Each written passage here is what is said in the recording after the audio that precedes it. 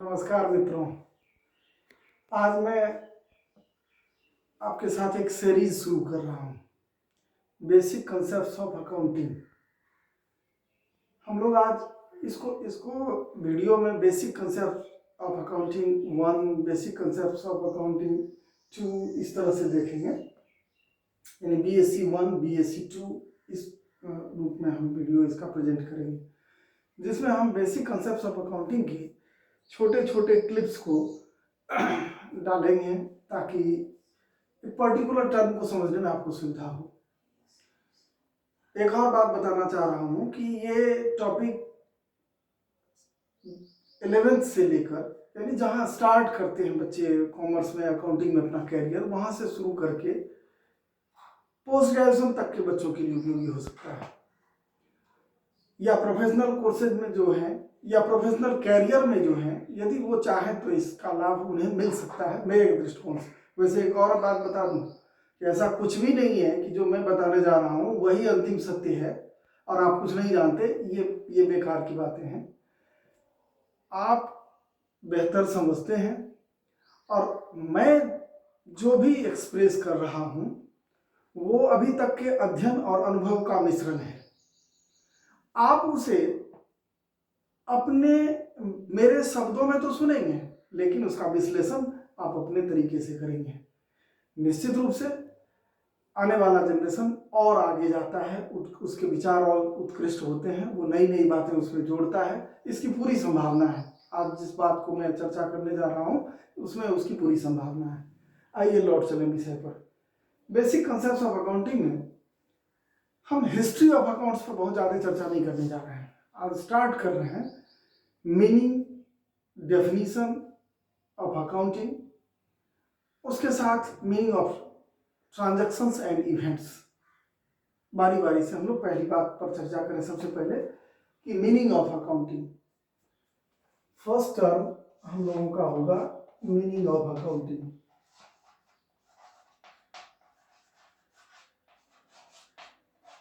इसमें सबसे महत्वपूर्ण बात यह है कि इस चर्चा के क्रम में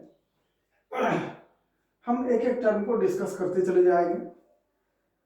सबसे पहली बात, 3 शब्द बहुत ही पॉपुलरली हमारे शब्दकोश में शामिल हो जाता है। जो भी वाणिज्य संकाय कॉमर्स से जुड़े हुए हैं उनके डिक्शनरी में 3 वर्ड बड़ा पॉपुलर हो जाता है: अकाउंट, अकाउंटिंग और अकाउंटेंसी।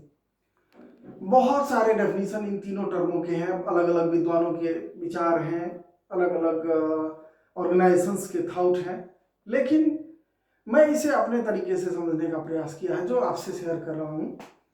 अकाउंट, सिंपली इसको इस तरह से समझिए कि this is counting with evidence. ये साक्ष्य के साथ गणना करना है। इसको एकदम सिंप्लीफाई कर लीजिए तो अकाउंट को हम लोग इस तरह से कह सकते हैं कि साक्ष्य के साथ गणना करना, काउंटिंग विथ एविडेंस। तो फिर अकाउंटिंग क्या है? तो accounting is the process to do the account. Account करने के तरीके को अकाउंटिंग कहेंगे हम लोग। और फिर अकाउंटेंसी क्या है? तो ऐसे सब्जेक्ट मैटर, ऐसा कंटेंट जिसमें हम लोग अकाउंट और अकाउंटिंग के प्रोसेसेस को स्टडी करते हैं, दैट इज अकाउंटेंसी। उस अवधारणाओं को, उन सिद्धांतों को हम लोग अकाउंटेंसी कहते हैं, जिसमें हम अकाउंटिंग के प्रोसेसेस को डिस्कस करते हैं, उसके टर्म्स को स्टडी करते हैं, उसे समझने का प्रयास करते हैं। चलिए अब इससे आगे बढ़ जाए। तो सबसे पहली बात, डेफिनेशन ऑफ अकाउंटिंग। अकाउंटिंग, मैं बात अकाउंटिंग की कर रहा हूं, इसमें फाइनेंशियल अकाउंटिंग ना समझें इसको आप, क्योंकि अकाउंटिंग ओवरऑल 5 सबफील्ड्स को समेटे हुए है। द ICI के मुताबिक अकाउंटिंग में 5 सबफील्ड्स हैं: financial accounting, cost accounting, management accounting, human resources accounting, social responsibilities and development accounting. इन 5 बातों को समेटे हुआ है। हम अभी अकाउंटिंग की चर्चा कर रहे हैं, किसी पर्टिकुलर सबफील्ड्स की बात नहीं कर रहे हैं। तो अकाउंटिंग में सबसे पहली बात कि डेफिनेशन क्या है इसका। बहुत सारे ऑथर अपने अपने तरीके से इसको डिफाइन किए। ये ह्यूमन सिविलाइजेशन के साथ ग्रो किया, उन लंबी बहसों में मैं नहीं जाना चाहता, सीधे सेट में आ जाइए कि 1961 जो सर्वमान्य परिभाषा हुई, परिभाषाएं बदलती रहती है, नए विचारकों के विचार और ऑर्गेनाइजेशंस के थॉट आते हैं, तो 1961 में पहला डेफिनेशन ऐसा आया जिसे दुनिया ने ब्रॉडली एक्सेप्ट किया। ये डेफिनेशन लाया गया 1961 का डेफिनेशन था AICPA का, American institute of certified public accountant. जिस तरह आपके यहाँ द ICI अकाउंटिंग सेक्टर की सबसे बड़ी है, चार्टर्ड इंस्टीट्यूट जिसे जानते हैं हम लोग, उसी तरह से American institute of certified public accountant एक ऑर्गेनाइजेशन ऑफ अमेरिकन है जो वर्ल्ड वाइड एक्सेप्टेबल है, उसके थॉट्स, इसने डेफिनेशन लाया। जिस डेफिनेशन में लिखा है इन्होंने कि accounting is a process to record, classify, summarise, analyse, interpret and communicate the interpreted information to its user। सेंस इसका ये था कि अकाउंटिंग एक प्रक्रिया है, एक प्रोसेस है जिसमें रिकॉर्डिंग करते हैं, क्लासिफिकेशन करते हैं, समराइजेशन करते हैं, एक्सेट्रा। उसमें इस परिभाषा को बहुत विस्तृत रूप से स्वीकार किया गया क्योंकि इसमें अकाउंटिंग के प्रोसेसेस की चर्चा की गई थी। लेकिन थोड़ा सा इसमें आलोचना भी हुई इसकी। ऐसा विद्वानों का राय था कि इसमें मेजरमेंट और आइडेंटिफिकेशन जैसे बेसिक अकाउंटिंग टर्म को शामिल नहीं किया गया है। 1966 में इस डेफिनेशन के सब्स्टिट्यूट के रूप में दूसरा डेफिनेशन आया, ये AAA के द्वारा लाया गया, अमेरिकन अकाउंटिंग एसोसिएशन के द्वारा। ये अमेरिकन अकाउंटिंग एसोसिएशन ने डेफिनेशन फिर से लाया 1966 में, लेकिन ऐसा नहीं था कि उसमें बहुत कुछ नया था। वो इसी डेफिनेशन को इस तरह क्लासीफाई किया, एनालाइज किया कि इसके प्रति अंडरस्टैंडिंग और बढ़ जाए, लोगों में समझ और बढ़ जाए।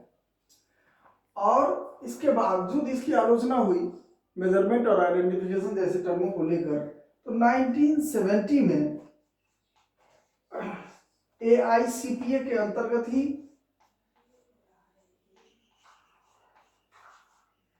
एक बॉडी है जिसको हम लोग कहते हैं APB,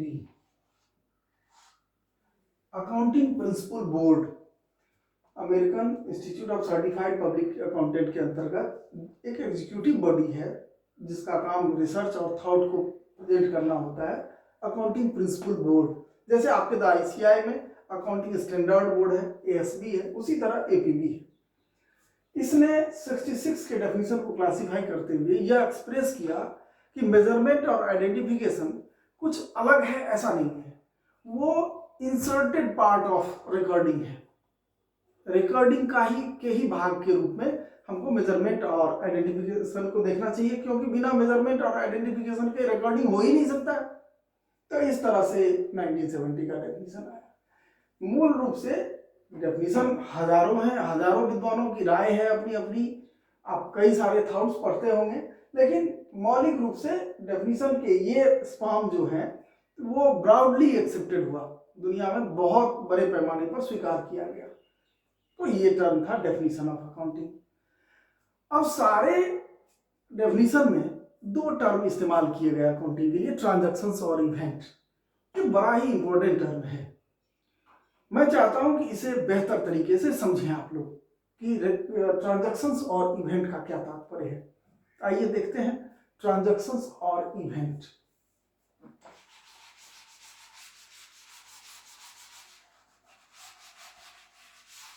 meaning of transactions and event.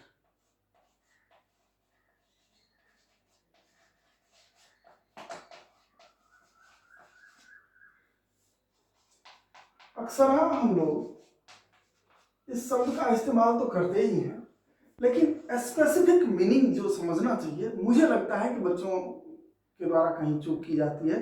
ये समझना जरूरी है हमारे लिए। सबसे पहली बात कि बहुत सारे ऑथर अपने अपने तर्क लिखे हैं, अपने अपने थॉट लिखे हैं इस पर। लेकिन है क्या ये दोनों टर्म? तो इसको समझने के लिए हम चाहते हैं कि एक डायग्रामेटिक प्रेजेंटेशन आपके सामने किया जाए।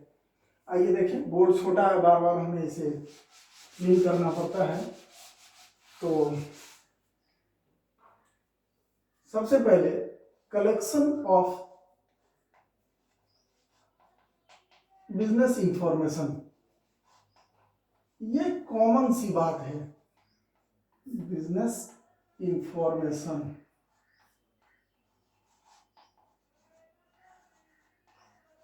Collection of business information,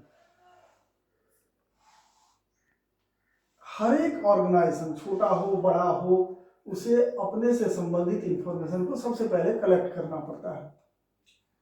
collection of business information, जिसे हम लोग दो मोड में बांट देते हैं। ये बांटते किस आधार पर है? तो वही टर्म मेजरमेंट।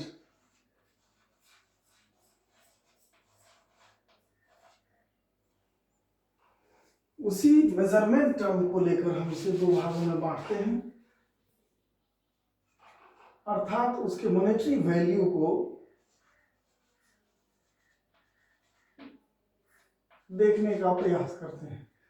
तो ये सारे information in terms of money दो भाग में बढ़ जाता है, मॉनेटरी इंफॉर्मेशन और नॉन मॉनेटरी इंफॉर्मेशन।